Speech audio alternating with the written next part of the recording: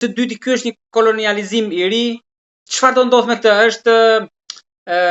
Është në të mirë apo në të keq të Gazës? Po ty aty njerëzve atje. Pra përtej politikave tjera dhe grupeve. Shiko, e nisim nga fillimi. Domethënë ky plan që u hartu nga Trump ishte një lloj egzaltimi i Trumpit dhe ambicia e tij për psikopati që don domethënë të marrë Nobelin patjetër dhe don në këtë arsye të mbyllën luftrat. Mirë po nuk mbyllen luftrat pa drejtësi. Nuk mbyllen luftrat me dhunë, nuk mbyllen luftrat me presion. Luftrat mbyllen duke vënë drejtësi. Edhe Trumpi nuk e njeh fjalën drejtësi, domethënë. Trumpi njeh vetëm fjalën i fortë edhe do bëhet kështu si them unë sepse unë jam i fortë dhe unë jap ultimatume. Mirë, por normalisht nga ana tjetër ka rënë me njerëz të cilët nuk kanë frikë nga ultimatumet. Edhe s'kan që bëjnë më tepër se sa po bëjnë, domethënë, kupton? Domethënë ajo që po ndodhet në Gaza, çfarë do bëj Trumpi më shumë? Do i vrasi. Në fakt është duke i vrarë. Çfarë do bëj Trumpi më shumë? Do t'i lej pa bukë. Është duke e bërë. Domethënë nuk është se ata po kanë diçka edhe po e humbin atë. Mirë po, le të dalim pra ke zanafilla e kësaj çështje, është Trumpi në fakt kur e ka bërë këtë projekt, ka marrë parasysh edhe mendimet e arabëve dhe mendimet e botës islame, përgjithsisht Turqisë, Pakistanit edhe Malajzisë e këtyre vendeve muslimane, Indonezisë e kështu me radhë. Mirë, po çfarë ndodhi? Ajo që ndodhi është se plani fillestar i Trumpit, i cili domethënë u miratu edhe nga këto shtete arabe, ishte domethënë që të garantohet që nuk do të dali popullata nga Gaza, të garantohet që nuk flitet fare për çarmatimin e Hamasit, por flitet domethënë që do të ketë armpushim e tjera me radhë, disa pika tjera, domethënë. Mirë, po ajo që ndodhi pastaj, edhe për këtë plan domethënë e përshëndetën edhe shtetet muslimane të gjitha ato që ishin domethënë aty. Mirë, po ajo që ndodhi është se Trumpi nuk është se është njëri që njihet për fjalën që mban. Domethënë e ka treguar vazhdimisht, domethënë e ka treguar edhe në rastin e Katarit, e ka treguar edhe në rastin e Katarit, ai tha që nuk kemi ditur gjë. Në fakt asgjë s'është bërë pa dijenin e Trumpit. E tregoi edhe në rastin e parë me Hamasin kur kërkoi që të bisedonte drejt për drejt me Hamasin, pra Amerika.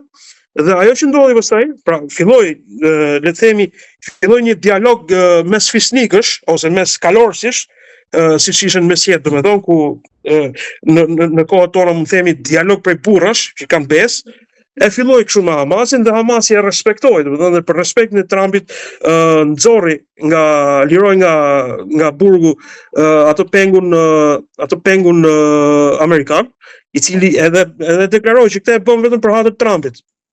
Dhe nuk kaloi shumë kohë, domethënë Trumpi pastaj domethënë i thyu gjitha këto marrëveshje, gjithë këto veprime kalorësiake prej burrash që duhet i kishte, ai thjesht i thyu dhe vazhdoi të jepte edhe më shumë armë Izraelit, vazhdoi ta sulmonte edhe më shumë Hamasin, ndërkohë që Hamasi e kishte respektuar përpara. Me këtë kuptojmë që në pika më e fortë e Trumpit nuk është besa. Domethënë ai mund të ketë shumë pika tjera të forta, që nuk ka shumë në fakt, por nuk ka besa. Çështja e besës për Trumpin është fjalë huaj. Po, dhe le të them, unë nuk kuptoj diçka te gjitha kjo. Si do të vinë Tony Blair me atë që ju keni lexuar analiza dhe media, si do vinë aty për të qeverisur? Sepse normalisht ai nuk do të qeverisë në Londra. Po, aty do dalë, domethënë pa merak. Ideja ishte domethënë që mbas kësaj që u miratu domethënë ky plan dhe u miratu dhe nga vendet arabe, pra me këto pika që ishin, le të themi pika të drejta ose pika të baraz speshuara mes dy palëve, domethënë mes Hamasit dhe Izraelit. Edhe Trumpi tha kjo do të jetë dhe u kry. Ky ishte drafti. Mirë po, erdhi ai që quhet djalli i botës ose Hitleri i botës, pra erdhi Netanyahu, edhe me ato presionet e veta, domethënë i përshpëriti, le të themi përshpëriti, po ai nuk i dim se çfarë ka diskutuar me Trumpin, çfarë kërcënimesh mund i ke bërë Trumpit, ndoshta ai ka përmendur ishullin e Epstein që Trumpi e ka shumë frikë, domethënë sepse emri i tij është aty, e tjera me radhë, edhe u ndryshoi gjithë plani.